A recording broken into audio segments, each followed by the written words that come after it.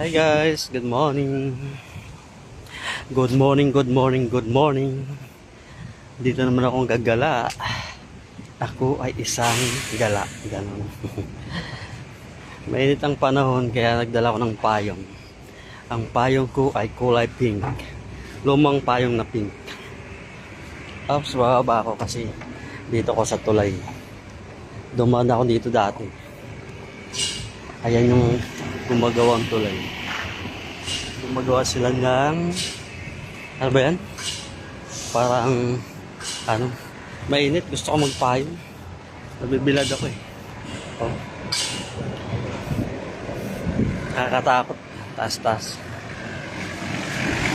Hindi lang naman ako isang naglalakad. Meron pa yun.